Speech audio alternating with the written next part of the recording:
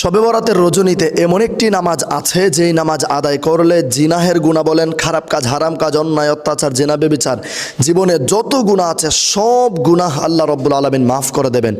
আল্লাহ রব্বুল আলামিন সূরাতুদ দুখানের 1 থেকে 4 নম্বর আয়াতে আল্লাহ রব্বুল আলামিন বলেছেন, এই রহমতময় রজনীতে যারা যেইটুক আল্লাহ পাকের দাসত্ব করবে সেইটুক অনুযায়ী আল্লাহ রব্বুল আলামিন তাদেরকে রহমত বন্টন করবেন। সুবহানাল্লাহ।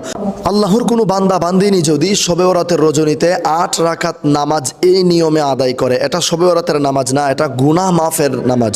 আপনার জীবনের যত গুনাহ থাকুক, যত বড় গুনাহ থাকুক, অন্যায় অত্যাচার থাকুক না কেন, যদি এই নামাজ আদায় করতে পারেন ইনশাআল্লাহুল কারীম আল্লাহ রব্বুল আলামিন আপনার জীবনের সব গুনাহ মাফ করে দেবেন। খাস দিলে তাওবা করবেন, নামাজটা আদায় করে 2 রাকাত করে 8 রাকাত নামাজ আদায় করবেন। নামাজের নিয়ত হচ্ছে নাওয়াইতু আন উসাল্লি লিল্লাহি তাআলা রাকাতাই সালাতিন নাফলি মুতাওয়াজ্জিহান ইলা জিহাতিল কাবাতিশ শরীফাতি আল্লাহু আকবার। এটা অন্যান্য নফল নামাজের মতোই পড়তে হয়। 2 রাকাত করে 8 রাকাত নামাজ পড়বেন।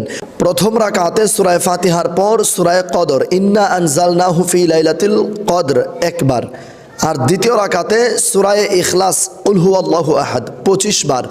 যদি আল্লাহর কোনো বান্দা বান্দিনী পবিত্র শবে বরাতের রজনীতে অর্থাৎ রাত্রে এই 8 রাকাত নামাজ আদায় করে 2 রাকাত করে প্রথম রাকাতে একবার ইন্না আনজালনাহু ফি লাইলাতিল কদর এবং দ্বিতীয় রাকাতে 25 বার সূরা ইখলাস পাঠ করার পর আল্লাহ রব্বুল আলামিনের দরবারে যদি সে দোয়া করে, খাস দিলে তাওবা করে, আল্লাহ রব্বুল আলামিন তার জীবনের যত গুনাহ আছে সকল গুনাহ মাফ করে দেবেন।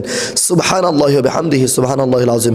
এই 8 রাকাত নামাজ আদায় করে 100 বার দুরূদ শরীফ পাঠ করবেন মন থেকে মহব্বত নিয়ে। এরপর আল্লাহর দরবারে দোয়া করবেন আপনার জীবনের যত গুনাহ আছে, যত অন্যায় আছে, যত অত্যাচার করেছেন, জীবনে যত পাপ করেছেন সকল পাপ আল্লাহ রব্বুল আলামিন ক্ষমা করে দেবেন।